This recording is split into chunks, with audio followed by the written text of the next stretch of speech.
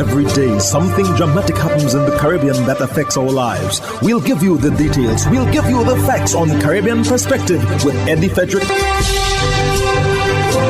Here's Eddie Frederick. So glad you can join us. Grenada observes 49th anniversary of independence.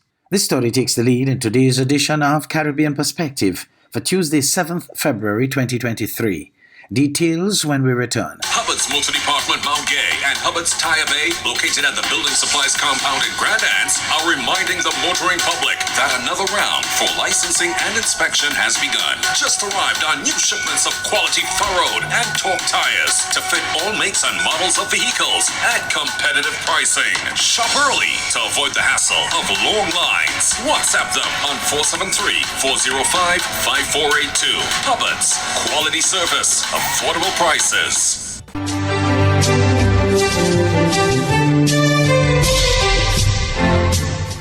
Welcome back. It was on 7th February 1974 that Grenada became an independent state, breaking away from the colonial motherhood of Great Britain. Sir Eric Gairy, today known and celebrated as the father of the nation, became the first Prime Minister until he was overthrown by the New Jewel movement led by Maurice Bishop, Eunice Whiteman, Bernard Cord and others. The most focused people development Grenada has ever seen since independence was under the short People's Revolutionary Government's tenure between 1979 and 1983. It was during this period the Point Saline International Airport, now Maurice Bishop International Airport, was constructed. The National Insurance Scheme, NIS, took flight, and the Marketing and National Importing Board was started and given real effect. Two multinational Canadian banks were bought over by the PRG and became massively profitable. CIBC and Royal Bank became National Commercial Bank NCB and Grenada Bank of Commerce GBC respectively. A Centre for Popular Education was established to take care of the eradication of illiteracy and was well on its way. An agro-industrial plant, a fisheries plant, several cooperatives were installed to can fruits and other local goodies, while giving our people a sense of pride in themselves. Our education system was on the rise, and so too our health care, with the help of Cuba, world-renowned for both. Grenada was well on its way to becoming a model for true development in the region when this was turned back by internal power struggle within the revolutionary government that did not end too well. 4.5 years later, prompting an American-led military operation on 25th October 1983, 6 days after Maurice Bishop was killed in a palace coup. This had the effect of setting Grenada back by decades. And even if the state has reached its 49th anniversary of national independence, the progress has been stymied by inept and visionless, but mostly corrupt leadership that brought no meaningful development to the people. In 1 year's time, the nation will observe its 50th anniversary under a transformation agenda offered by a new administration led by a young, highly successful corporate lawyer with unmatched intellect and wit and wisdom beyond his years. Hence the reason many people refer to and regard the 23rd of June 2022, when he and his party were elected to office, as Freedom Day for Grenada. In other news, former Attorney General of Trinidad and Tobago and Senior Counsel Ramesh Lawrence Maharaj says something went drastically wrong in the Naipool Coolman matter for the taxpayers to now be left with the exorbitant $20 million bill that 5 former murder accused were awarded by the court for malicious prosecution. TV6's Nicole M. Romani has more. Mr. Maharaj says the entire situation is not normal. On Wednesday, Attorney General Reginald Amor told a news conference that the state's case file was signed for and received by the Office of the Registrar General, but disappeared shortly thereafter. Mr. Maharaj tells TV6 there must be something else at play. If one examines what normally would take place and one sees what has happened in this matter, one cannot help but come to the conclusion that there may be some other motive for this matter not being determined, not being stopped to a judgment and an application was not made to set aside this particular judgment. Something has gone wrong. Something is radically wrong in this matter. He says something has to be done to rectify this. Otherwise, it will be an abuse of the public. The lawyers in the legal department have to use their initiative and think of something in order to prevent this monies from being paid out unless the public can be satisfied that there was really no defense to this claim. But on the face of it, it would appear to any reasonable thinking person that there would have been a defense to this claim, even though persons were acquitted.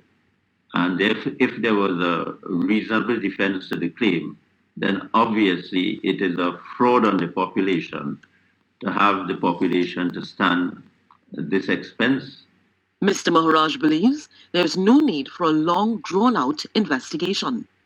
I do not believe it needs a commission of inquiry, but I believe it needs an investigation, and I believe that a one-man task force should be appointed to come within 2 weeks and bring a report as to what has happened in this matter. It's a simple exercise.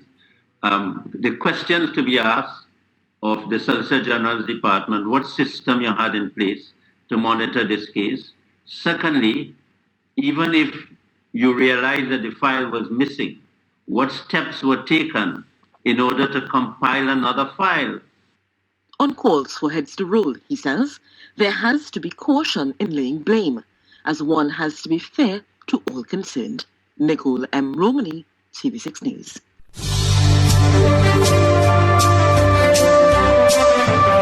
You're listening to Caribbean Perspective with Eddie Frederick.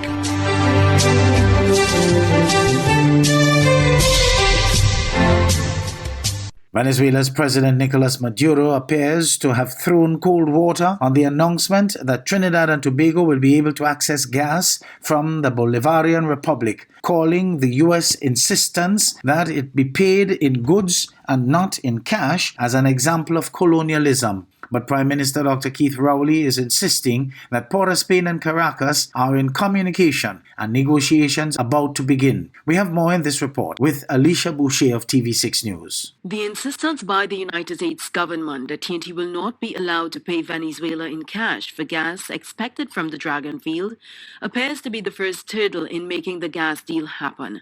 On Thursday night, Venezuela's President Nicolas Maduro dismissed the notion that Washington could tell sovereign nations how to transact business as colonialism, and he called for the region to reject this.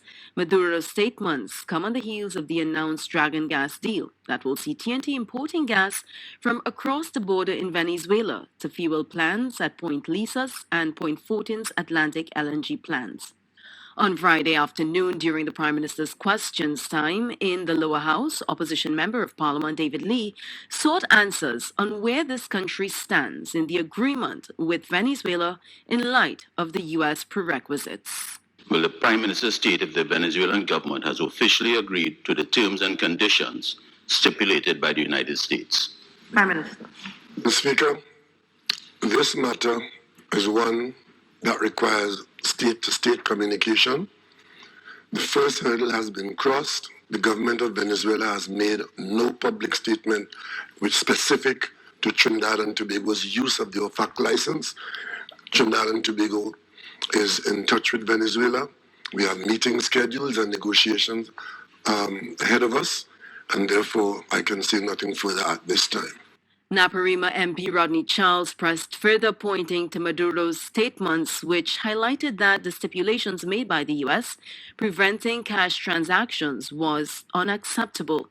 However, Dr. Rowley maintained his position that the Dragon deal is between Venezuela and TNT. I am not talking about this statement by the President of Maduro talking about the American behavior and colonialism. I was very clear in how I chose my words, and I do not wish the member of Naparima to speak for me or to say what I said when I didn't say. I was very clear with respect to Venezuela, treating with Trinidad and Tobago on this issue. The Venezuelan government has made no statement, and that's very important. Dr. Rowley lashed out at the UNC, suggesting that they were interested in the deal falling apart.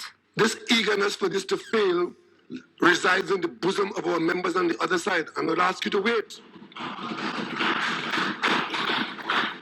As a question by Lee on how long the process would take before the country gets its first gas through the Dragon deal, Dr. Rowley said a lot still has to be done and the government still has to wait on the operator, which is Shell, for certain details amid serious negotiations which are set to take place. So the member asking about first gas is really mischievous. We're not anywhere near talking about first gas, Madam Speaker, and the member knows that. Alicia Boucher, TV6 News. A 3-day IMF Economic Financial Reporting Media Workshop ended on Wednesday at the courtyard of the Marriott Resort in Barbados, attended by journalists from across the Caribbean. Andre Huey of SKN Newsline was there and filed this report. A 3-day International Monetary Fund IMF Economic and Financial Media Workshop ended on Wednesday at the Courtyard Marriott Resort in Barbados, attended by journalists from across the Caribbean, including from SK Newsline representing St. Kitts and Nevis. The workshop, organized by the International Monetary Fund and facilitated by Reuters Foundation trainers, was designed to train journalists on the basics in financial journalism and increase their knowledge on the importance of economic and financial reporting. At a brief closing ceremony Wednesday, journalists were presented with their certificates, which was preceded by brief remarks from the trainers and the IMF. Both parts of this workshop were very useful to you. I hate to end it so early, but thank you. We also learn a lot from you. We learn a lot by talking to you. What are the questions that you have in mind? What are the questions that are important in your countries? And that helps us as an institution to communicate better. So for us, it's also an honor to participate in this event. We hope that you will leave this seminar with new tools. We were particularly impressed with some of the tools that have been developed with the Reuters Foundation, and I'm particularly grateful to my colleague Randa, who has worked extremely hard to put together this program. SK Newsline spoke to some of the journalists that participated in the course. It has been an absolutely informative session for me, mainly because even with my long-standing background in media, I kind of always was hesitant to even go into financial reporting and the numbers because I wanted to know more about it to be able to present it to my viewers in a way that they would understand easily. Very enjoyable and memorable experience. Firstly, being able to link with other journalists from across the region. Especially in terms of networking with journalists from across the region, to see the different styles of journalism as well that each person brought to the course was really a remarkable experience. It's very informative. I would kind of say it was career changing as well because it made me get some sort of interest in the business element as well as the economy, economics, and of course the IMF.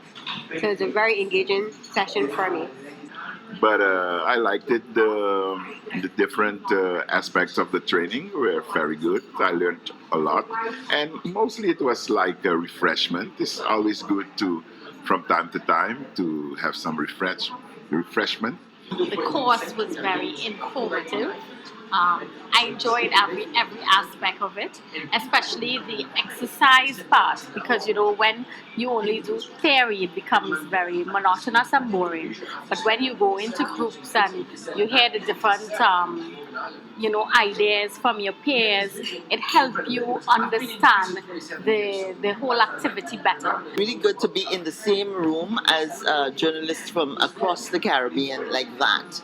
Strong and assertive people who know the craft, know what needs to be done, and understand their role as journalists. And so that for me, it was good post-COVID. It was an excellent opportunity to not just reinforce some of the concepts that we use every day in business journalism, but it also opened up the opportunity to think about different ways of treating with some of the business journalism items that we have presented with us and expand our view on the work that the IMF does and other concepts in the global economy as it relates to business news. Andre Huey, SKN Newsline. Hubbards is once again innovating the way you shop with its new online store, providing 24-hour shopping convenience. You can shop now for appliances, hardware, houseware, building material, and more. Free delivery island-wide.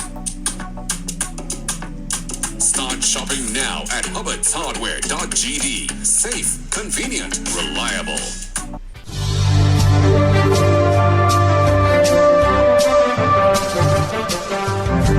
I am Eddie Frederick. This has been Caribbean Perspective, a whole new approach to highlighting developments in the Caribbean. In the meantime, please continue to log on to CaribbeanPerspective.com for more daily news and more.